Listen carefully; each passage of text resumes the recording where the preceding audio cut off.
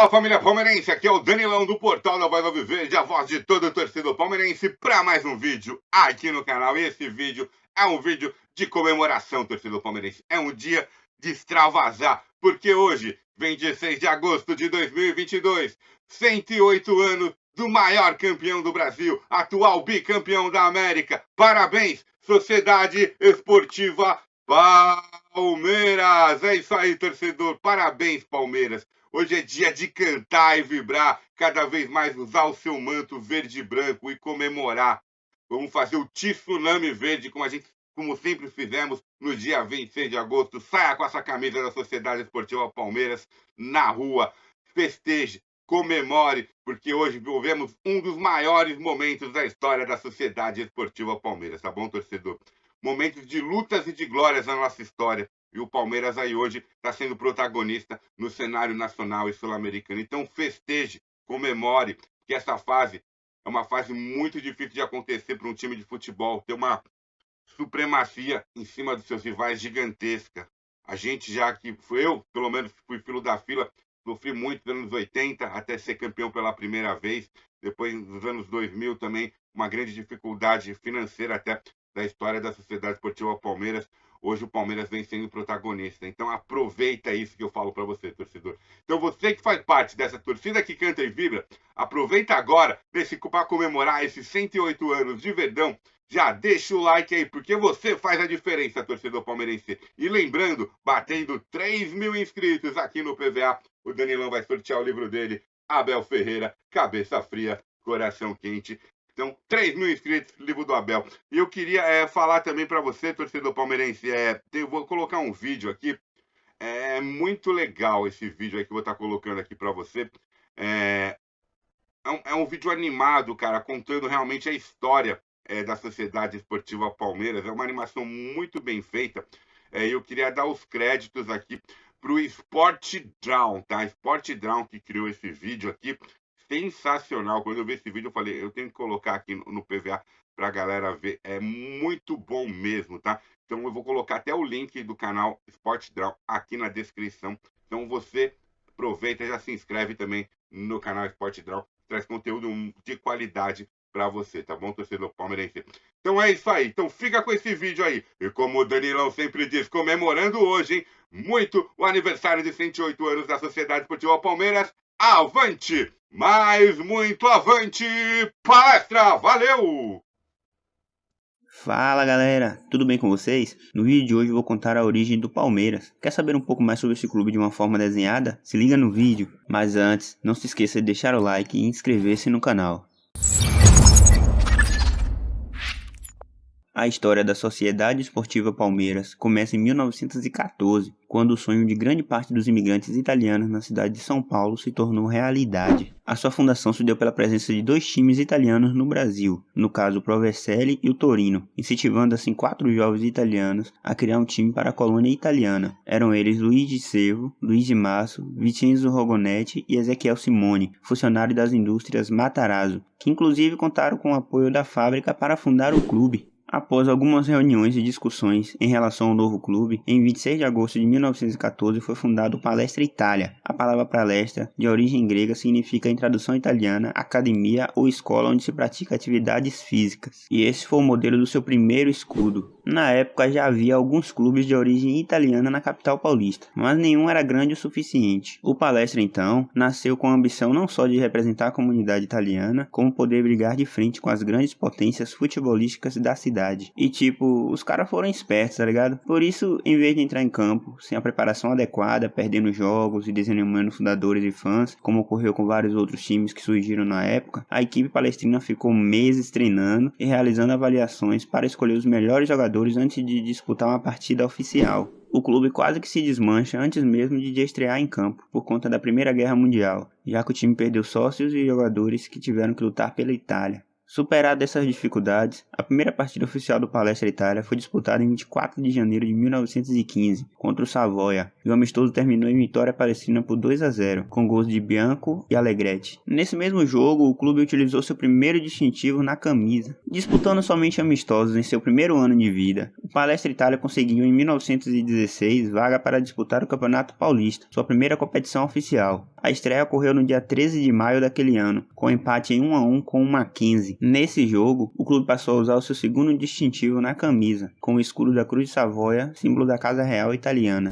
Em 1917, a equipe se reforça e o Palestra conquista o primeiro vice-campeonato. O ano marca também o primeiro confronto contra aquele que se tornaria o seu maior rival, o Corinthians, em 2 partidas, 2 vitórias, 3-0 e 3-1. 2 anos depois, em 1919, o Palestra volta a ser vice-campeão. Em 1920, apenas 6 anos após a fundação, o time palestrino conquistou o título do Campeonato Paulista pela primeira vez na história, vencendo no jogo decisivo o Paulistano por 2-1. Ao mesmo tempo em que se desenvolvia esportivamente, o Palestra também aumentava seu patrimônio. Em 1920, com o apoio da companhia Matarazzo, o clube efetuou a compra do campo de futebol e de grande parte do terreno do Parque da Antártica, pelo valor de 500 contos de réis, uma fortuna na época. No mês seguinte, em 16 de maio, o Palestra Itália goleou o Mackenzie por 7-0. Em agosto, o time conquistou a maior goleada de sua história em partidas oficiais, 11-0, contra o extinto Internacional de São Paulo, marca que permanece até os dias de hoje. Cada vez mais respeitado entre os principais times da cidade, o Palestra Itália disputou a sua primeira partida internacional em outubro de 1922, com vitória por 4-1 sobre a seleção paraguaia em um amistoso. Além disso, o clube comemorou pela primeira vez um bicampeonato paulista, em 1926, título invicto, e em 1927, e ainda faturou uma edição extra do Paulistão em 1926, de novo invicto. E no mesmo ano conquistou a Copa dos Campeões Estaduais Rio-São Paulo, o primeiro título interestadual. O Palestra Itália colecionou títulos importantes ao longo da década de 1930, além de comemorar o seu primeiro, e até hoje único, tricampeonato paulista em 1932, 1933 e 1934, levou os troféus estaduais de 1936 e 1940. Sagrou-se campeão da segunda e última edição do Campeonato Paulista Extra, em 1938, e conquistou o primeiro torneio Rio-São Paulo da história, em 1933. A década foi marcada ainda por goleadas impiedosas nos adversários, que seguem até hoje como as maiores de todos os tempos.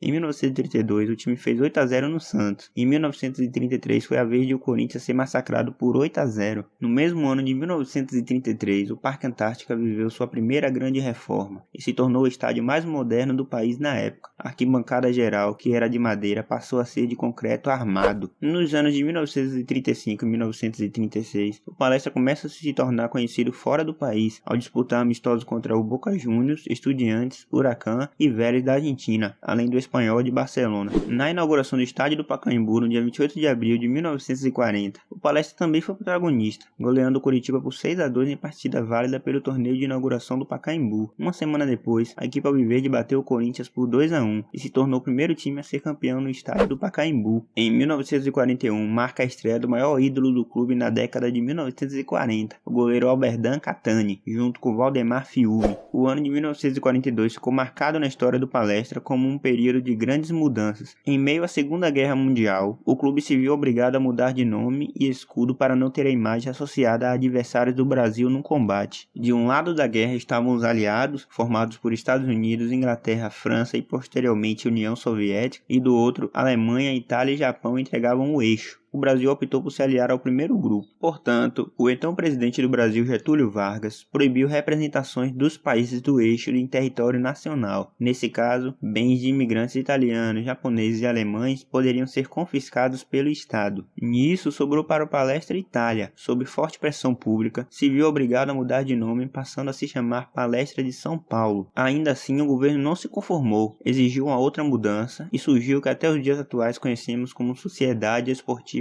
Palmeiras. Além da mudança no nome, a pressão do Estado gerou alterações no escudo e nas cores do clube. O vermelho parou de ser utilizado, restando o verde e branco. No símbolo, que anteriormente tinha as iniciais de Palestra Itália, foi mantido apenas a letra P. No primeiro jogo após as mudanças, o Palmeiras enfrentou o São Paulo e precisava apenas de uma vitória para conquistar o Campeonato Paulista de 1942. A equipe entrou em campo carregando a bandeira do Brasil e bateu o rival por 3-1, em um episódio conhecido como a Arrancada Heróica. No dia seguinte, os jornais esgotaram-se nas bancas. Todos queriam ver a foto do Palmeiras entrando em campo e a manchete: morreu líder, nasceu campeão. Foi em 1942 também que o Verdão recebeu o apelido de campeoníssimo, que permanece até hoje após receber um troféu de mesmo nome por ter sido o melhor nos confrontos diretos com os arquirrivais Corinthians e São Paulo ao longo do Paulistão. Além do histórico ano de 1942, o Palmeiras conquistou o Campeonato Paulista em 1944, 1947 e 1950, consolidando-se como o maior campeão do estado. E outro fato marcante no final da década foi a composição do atual hino do Palmeiras, em 1949, pelo italiano naturalizado brasileiro Antônio Seggi. Em 1951, o mundo foi Palmeiras, com o apoio do então presidente da FIFA, Jules Rimet. O primeiro campeonato mundial de clubes, na época Copa Rio, foi disputado no Brasil com a participação de 8 times, dividido em duas chaves de 4. Vasco da Gama do Brasil, Áustria Viena da Áustria, Nacional do Uruguai e Sporting Portugal, com sede no Rio de Janeiro. E Palmeiras do Brasil, Juventus da Itália, Estrela Vermelha da Iugoslávia e Olympique de Nice da França, com sede em São Paulo. Ao final da fase classificatória, coube a Palmeiras e Juventus decidirem o título em 2 partidas. O Verdão venceu o primeiro jogo no Maracanã por 1-0. O segundo jogo, também no Maracanã, no dia 22 de julho, terminou empatado em 2-2. Com esse resultado, o Alviverde tornou-se o primeiro campeão mundial de clubes da história.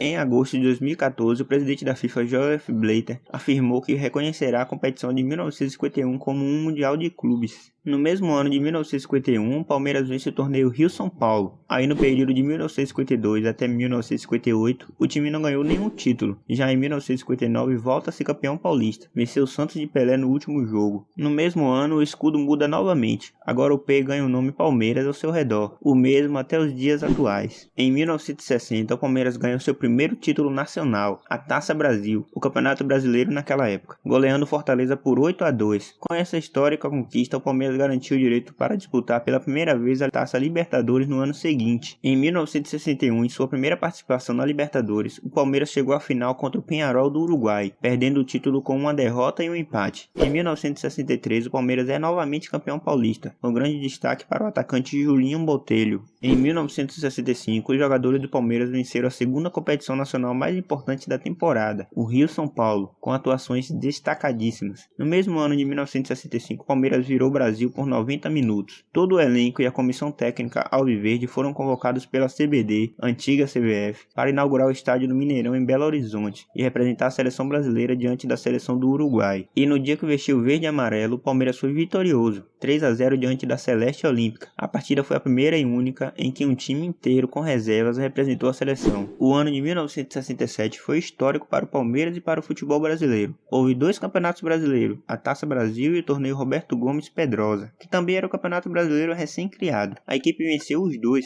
O clube também venceu o brasileiro em 1969, após conquistar o seu segundo título do torneio Roberto Gomes Pedrosa, e ainda faturou o torneio Ramón de Carranza, na Espanha, ao bater o Real Madrid na decisão. Começa a década de 1970, uma das melhores da história do Palmeiras. Comandados por Leão, Luiz Pereira, Dudu, Ademir da Guia, entre outros, o Palmeiras começa a montar a equipe que dominaria o cenário nacional na primeira metade da década. Em 1971, o atacante Leivinha, na época na Portuguesa, é contratado após longa negociação. Ele se transformaria em um dos maiores artilheiros do clube com 105 gols. O ano de 1972 é histórico. O Palmeiras conquista os títulos das 5 competições que participou, entre elas o Campeonato Paulista e o Brasileirão, triunfos em cima do São Paulo e do Botafogo do Rio. No ano seguinte vem o Bicampeonato Brasileiro, contra o São Paulo. Em 1974, o Verdão conquista um dos títulos mais comemorados de sua história. Em uma final diante do Corinthians, que na época estava amargando um jejum de 20 anos sem ganhar nenhum título, o Palmeiras vence o Campeonato Paulista por 1-0. Em 1976, o Verdão ganha mais um paulista, o último da geração Ademir da Guia, considerado o melhor jogador da história do clube e apelidado de O Divino. Ele abandonou o futebol no ano seguinte, depois de 16 anos de glórias. No ano de 1978, o Palmeiras chega à final do Campeonato Brasileiro, mas perde para o Guarani do então jovem atacante Careca. Acostumado às grandes glórias nos anos 60 e 70, o Palmeiras viu a década de 80 passar sem conquistas. Em 1986, o time volta a disputar uma final de Campeonato Paulista, mas é derrotado pela surpreendente Internacional de Limeira. Mas não por isso o ano de 1986 deixou de ficar marcado na memória do torcedor. Afinal, no dia 29 de outubro daquela temporada, o palmeirense assumiu definitivamente o porco como mascote. Numa partida contra o Santos, ao ouvir tímidos gritos de porco vindos da torcida rival, os palmeirenses responderam como idale porco,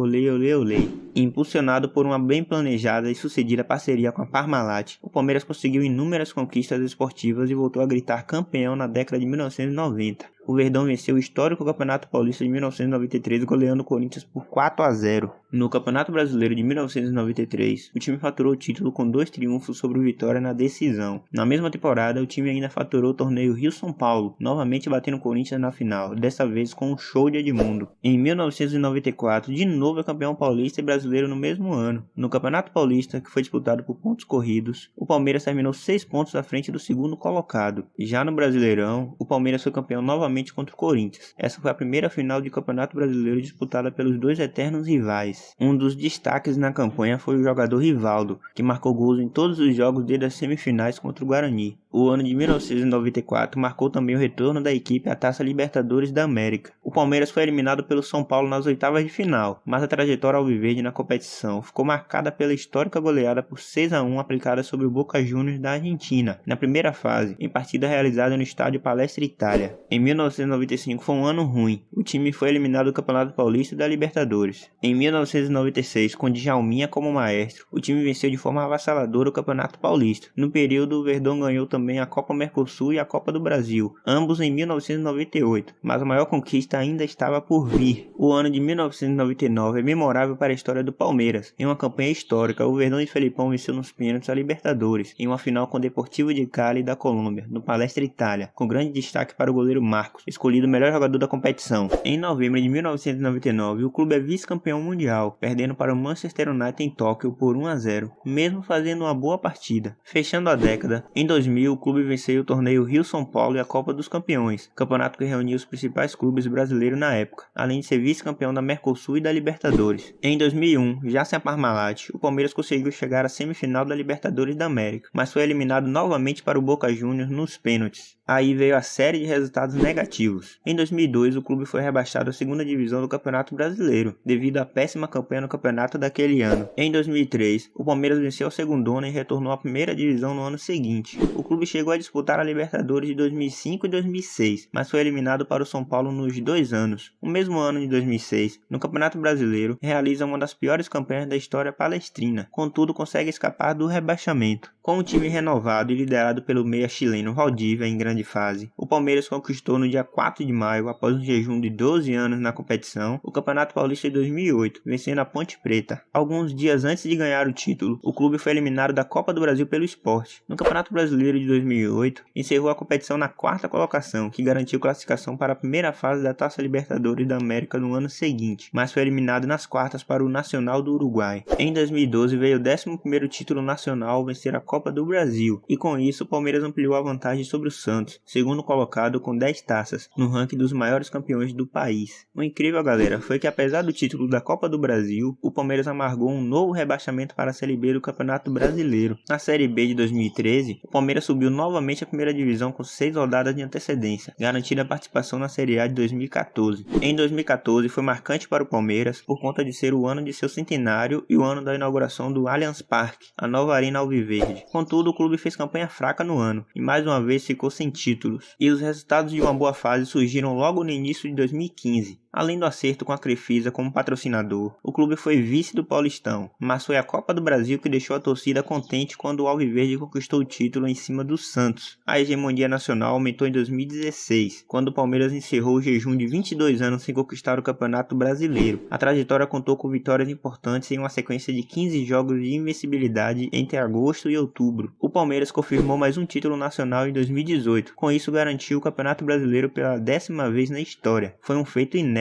já que nenhum time do país havia alcançado a expressiva marca de uma dezena de troféus do principal torneio nacional. O ano de 2020 foi marcado pela pandemia do Covid, que matou milhares de pessoas no mundo e provocou a paralisação das competições esportivas entre março e julho. A pré-temporada foi realizada nos Estados Unidos, disputando a Florida Cup. O Alviverde sagrou-se campeão graças a uma combinação de resultados após empatar com o Atlético Nacional da Colômbia e ao vencer o New York Futebol Clube. Pelo Campeonato Paulista, classificou-se como líder do grupo. Nas partidas de mata-mata, venceu o Santo André pelas quartas, a Ponte pelas semis e na final enfrentou o arquirrival Corinthians, onde garantiu o título após a disputa de pênaltis na partida de volta, no Allianz Parque. O treinador que iniciou a temporada foi Vanderlei Luxemburgo, mas no dia 14 de outubro foi definida sua saída. Para o seu lugar, 3 semanas depois assumiu o português Abel Ferreira. Pela Libertadores passou da fase de grupos como líder geral, venceu o Delfim do Equador nas oitavas, o Libertad do Paraguai nas quartas, o River Plate nas semis e foi campeão pela segunda vez na história do torneio após vencer o Santos na final no Maracanã. Pelo Mundial de Clubes, o Alviverde perdeu a partida da semifinal para o Tigres do México e na disputa do terceiro lugar perdeu nos pênaltis para o Al-Ahly do Egito, terminando a competição em quarto lugar.